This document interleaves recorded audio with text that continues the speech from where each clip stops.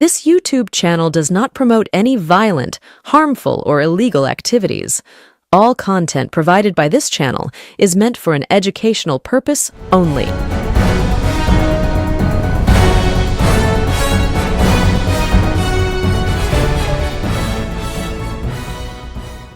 নমস্কার, আমি প্রতিবেদক সায়ন্তন চক্রবর্তী। আপনারা দেখছেন বঙ্গচক্র ইউটিউব চ্যানেল।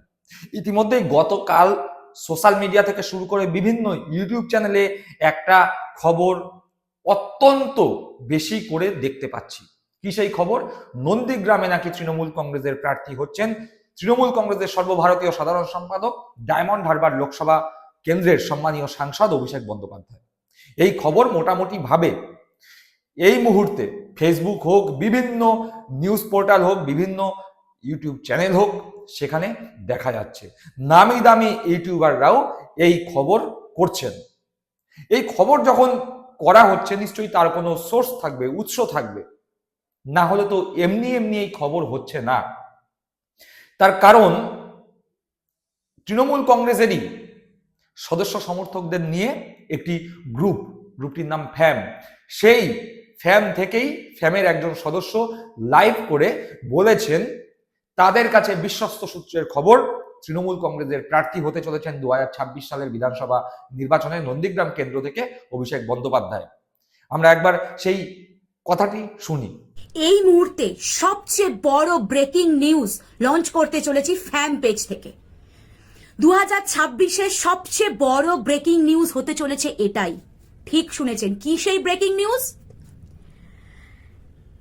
নন্দীগ্রাম থেকে স্বয়ং অভিষেক বন্দ্যোপাধ্যায় ভোটে দাঁড়াতে চলেছেন।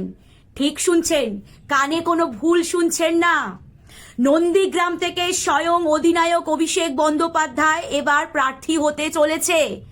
স্বয়ং অধিনায়ক অভিষেক বন্দ্যোপাধ্যায়। শুনলাম সেই সূত্র বা সেই সোর্স যেখান থেকে এই খবর বাজারে ছড়িয়ে পড়ে, সোশ্যাল মিডিয়ায় ছড়িয়ে পড়ে, তৎপরবর্তী সময় বিভিন্ন নিউজ পোর্টাল, ইউটিউব চ্যানেল এই খবরকে মোটামুটি ভাবে আমাদের সামনে তুলে ধরেন। কিন্তু কেন এই জল্পনা?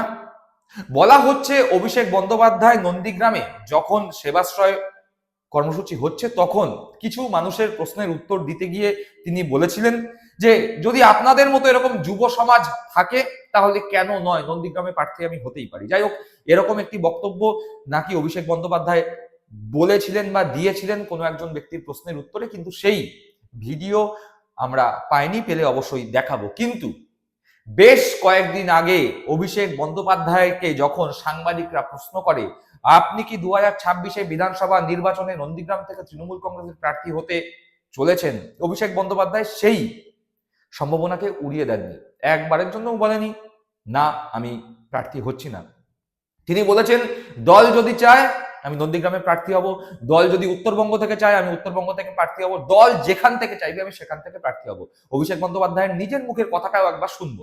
আপনি নাকি নন্দীগ্রামে শুভেন্দু বাবুর বিরুদ্ধে নির্বাচনে দাঁড়ানোর প্রস্তুতি নিচ্ছেন? আমাকে দল যেভাবে যেখানে কাজে লাগাবে আমি সেখানে সেভাবে কাজ করব। আমাকে যদি বলে নন্দীগ্রামে দাঁড়াও আমি দাঁড়াবো, আমাকে যদি বলে দার্জিলিং এ দাঁড়াও আমি দাঁড়াবো। আমি অন রেকর্ড বলছি।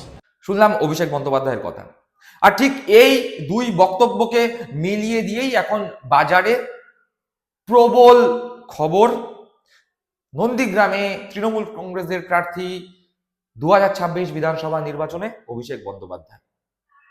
যখন বাজারে এই খবর, ঠিক সেই মুহূর্তে তৃণমূল কংগ্রেসের অন্যতম প্রধান মুখপাত্র কুণাল ঘোষের কাছেও সাংবাদিকরা এইরকম একটি প্রশ্ন বাণ ছুড়ে দিয়েছিলেন যে আগামী 2026 বিধানসভা নির্বাচনে নন্দীগ্রাম, যা এই মুহূর্তে পশ্চিমবঙ্গ রাজ্য রাজনীতির ভর কেন্দ্রতে পরিণত হয়েছে, তার কারণ এই নন্দীগ্রাম পশ্চিমবঙ্গে পরিবর্তন, সিপিএম এর 34 বছরের যে শাসন বা অপশাসন, যা বলেই আপনি সেই সময়কালটাকে নির্দেশিত করুন না কেন, সেই শাসন বা অপশাসন তার অবসান হওয়ার সূত্রপাত ঘটেছিল এই নন্দীগ্রাম থেকে। নন্দীগ্রাম মমতা বন্দ্যোপাধ্যায়ের অন্যতম প্রিয় জায়গা, যেই নন্দীগ্রামে মমতা বন্দ্যোপাধ্যায় একসময় তার অত্যন্ত ঘনিষ্ঠ, অত্যন্ত বিশ্বস্ত, অত্যন্ত বিশ্বাসভাজন শুভেন্দু অধিকারীকে বিধানসভায় প্রার্থী করেন। 2016 সালের বিধানসভায় শুভেন্দু অধিকারী এখান থেকে বিধায়ক নির্বাচিত হন, মন্ত্রীও হন, প্রথমবারের জন্য মন্ত্রীও হন শুভেন্দু অধিকারী। তার আগে নন্দীগ্রামে কে প্রার্থী হয়েছিলেন? তার আগে নন্দীগ্রামে প্রার্থী ছিলেন শহীদ পরিবারের এক মা, 2021 সালে সেই নন্দীগ্রামেই মমতা বন্দ্যোপাধ্যায়ের বিরুদ্ধে শুভেন্দু অধিকারী ভোটে দাঁড়ান এবং 1956 ভোটে জেতেন। যদিও সেই ভোট কতদূর শুভেন্দু অধিকারী জিতেছিলেন সে নিয়ে শুভেন্দু অধিকারীর মনেও প্রশ্ন আছে। তার কারণ তিনিও জানেন লোডশেডিং না হলে শুভেন্দু অধিকারী জেতা আর হতো না। গোটা বাংলা দেখে ফেলেছিল নন্দীগ্রাম থেকে জয়ী মমতা বন্দ্যোপাধ্যায়। সেই খবর এখনো ফেসবুক, টুইটার, বিভিন্ন জায়গায় সেই খবরের স্ক্রিনশট ঘুরে বেড়ায়। তা যাই হোক, তৃণমূল কংগ্রেসের মুখপাত্র কুণাল ঘোষ এমন একটি কথা বলেছেন যাতে করে আরো বেশি করে জল্পনা তৈরি হয়েছে 2026 বিধানসভা নির্বাচনে কি চমক থাকছে তৃণমূল কংগ্রেসের পক্ষ থেকে নন্দীগ্রাম বিধানসভার জন্য। কুণাল ঘোষ কি বললেন শুনি। দেখুন, ভবানীপুরে মমতা বন্দ্যোপাধ্যায় গতবারের থেকেও বেশি ভোটে জিতবেন। আর নন্দীগ্রামে গতবার যেটা লোডশেডিং করিয়ে ইলেকশন কমিশনকে দিয়ে ফল শেষ পর্যন্ত একবার ঘোষণার পরও উল্টে একটা সামান্য ব্যবধান দেখানো হয়েছিল। আপনারা লক্ষ্য করবেন পঞ্চায়েত নির্বাচনে জেলা পরিষদের যে ভোটটা, ওটা তো মূলত বিধানসভার সঙ্গে সমতুল, তাতে 10,454 ভোটের লিড ছিল তৃণমূল প্রার্থীর। ফলে শুভেন্দু অধিকারী জানেন নন্দীগ্রামে তিনি ডেফিসিট রান করছেন। ফলে ওই একটা দেওয়ার জন্য, ওই নিজের কর্মীদের কোনো ক্রমে একটু চাঙ্গা রাখার জন্য এই ধরনের কথা ওনাকে বলতে হচ্ছে। নন্দীগ্রামে এবার তৃণমূল কংগ্রেসের প্রতীকের প্রার্থী জয়ী হবে। আপনারা ভাবতেও পারছেন না কে প্রার্থী হতে চলেছে। শুনলাম তৃণমূল কংগ্রেসের মুখপাত্র কুণাল ঘোষের বক্তব্য। স্পষ্টতই কুণাল ঘোষ বলছেন নন্দীগ্রামে কে প্রার্থী হবে আপনারা ভাবতেও পারছেন না।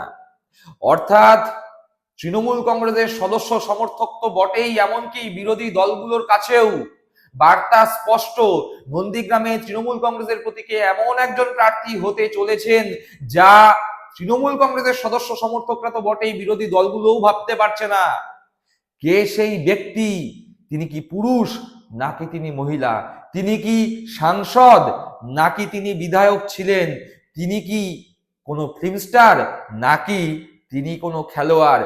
তিনি কি বিজেপি থেকে ভাঙিয়ে আনা কোনো তাবর নেতৃত্ব যিনি শুভেন্দু অধিকারীর বিরুদ্ধে মনের ভেতর ক্ষোভ পোষণ করে রেখেছেন? নাকি তিনি ভারতবর্ষের নামজাদা খেলোয়াড়? প্রশ্ন ঘুরপাক খাচ্ছে।